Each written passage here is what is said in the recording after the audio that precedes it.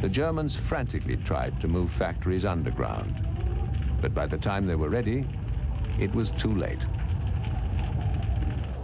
A Kettenkrad tracked vehicle assigned to Sommer's unit was used at Biblis during the winter of 1944 to collect jettisoned Rato pods.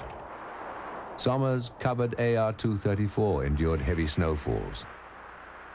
Life in the forest was difficult but not unbearable.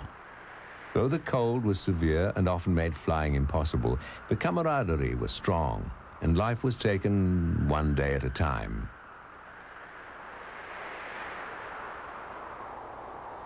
The mobile communications truck, like everything else at the small base, was well hidden.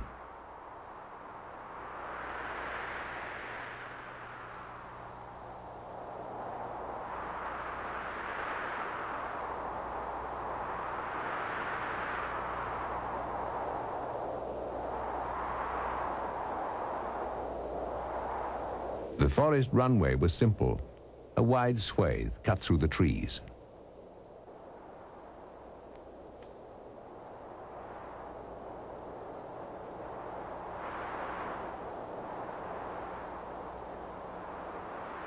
The lone Ar-234, for which the entire base was built, lies covered with tarpaulins.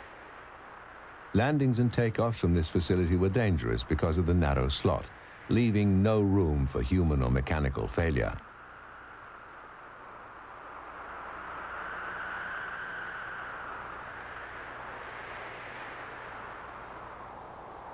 The skies above were not always quiet, and the contrails of Allied bombers and fighters, or the twists and turns of a dogfight, were common sights overhead.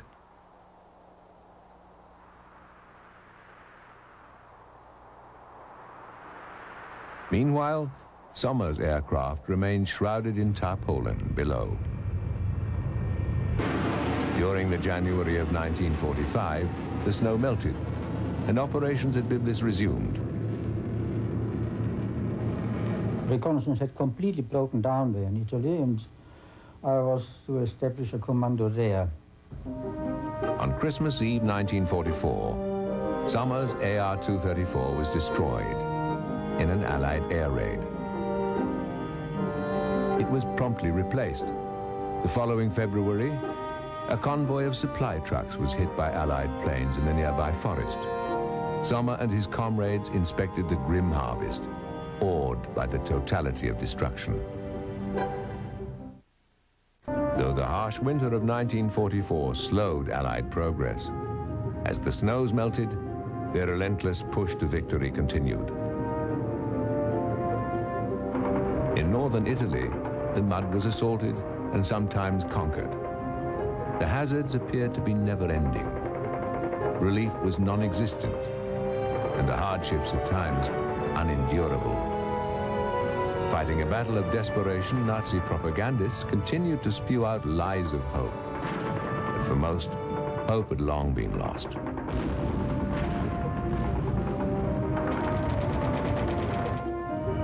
Ar-234 missions continued unabated.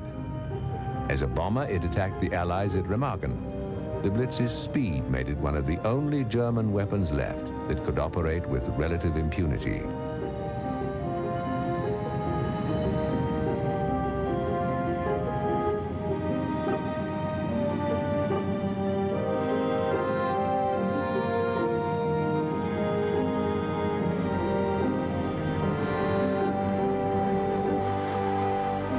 Bearing the brunt of fighter duties in an ever-shrinking Luftwaffe was Messerschmitt's Me-262. Fast and effective, the Schwalbe, or Swallow, also proved a difficult target for Allied airmen. Vulnerable only during takeoff and landing, the advanced German jet fighter was, however, too little too late. Germany's infrastructure collapsed before the Allied onslaught. The Ar-234 bomber had been delayed, but when it finally did go to war, it was deadly. In her death throes, Nazi Germany launched nearly 3,000 V-2 rockets against England. With impact speeds of nearly 3,800 miles an hour, they were impossible to intercept. German terror weapons were unquestionably the most advanced in the world. The Ar-234, the world's best reconnaissance aircraft, was a source of great pride to the Luftwaffe pilots who flew it.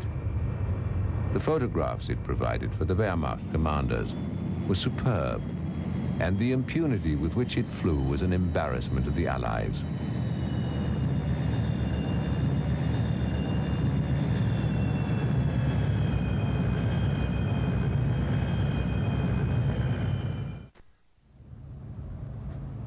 By the spring of 1945, Germany's military might had been crushed, and the Allies were pushing deep into the heart of the Third Reich.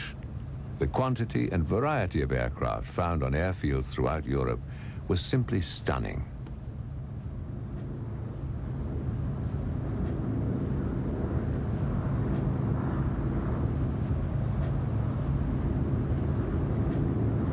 So everybody grabbed German technology and used it. But they had already their own developments. Some German developments were already superseded by developments which were done in England or in America. Nobody had complete control of new stuff. Recovered aircraft included numerous Ar-234s. Under Operation Lusty, Luftwaffe aircraft of greatest technological interest to the Allies, such as the Ar-234, were gathered by special British and US recovery teams. It was hoped that studying their technology would improve forthcoming Allied projects. Efforts intensified when it became clear the Russians had exactly the same intention.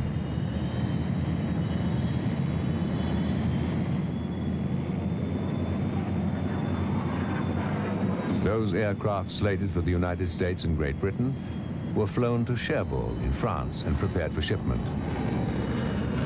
Among those retrieved by Watson's raiders were two Ar-234s already painted in US Army Air Force markings.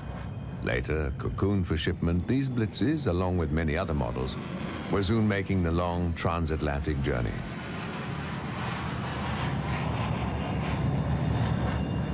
Among the rarer treasures brought into Cherbourg were a Heinkel 219 night fighter, followed by a single-seat Me-262.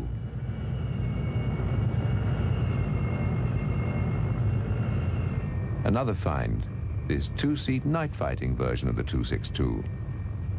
Distinguished by its array of nose-mounted radar antennae, it was the fastest night fighter of the war. Departing the French coast, ships carrying the captured planes headed for America. The cocooning process protected these Dornier arrows from the salty environment of the exposed deck. Strapped to the deck next to the Arrow is a cocooned single Ar-234.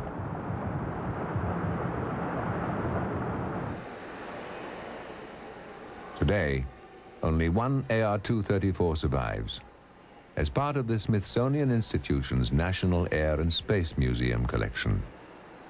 This aircraft has been completely and meticulously restored.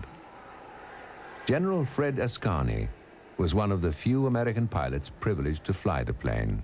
I had 5 or 6 flights on this aircraft. I enjoyed every one of them once you got the engine started. You felt very comfortable, like sitting in a living room chair. You had a better view than most airplanes, and it can be compared to a helicopter, which I've also flown quite a bit, where you have a bubble canopy and you have tremendous visibility. My recollection of the airplane was it's a very stable aircraft. It was very easy to fly. The greatest problem really was getting the engine started, and you felt 90% of the flight was over once that happened. It exhibited what we call cavitation, and the engines cavitated, which meant they were thrusting you forward and then dropping off. So you sort of went forward, you felt like you were going forward and backward, all on the whole time you're on the final approach to landing. And it's an eerie feeling unless you're aware of it. This airplane could have easily operated as a supplementary anti-bomber aircraft to supplement the Me-262 jet fighters, because it had the performance, which of course would provide the kind of performance needed to intercept the bomber formations. So if they'd had this in enough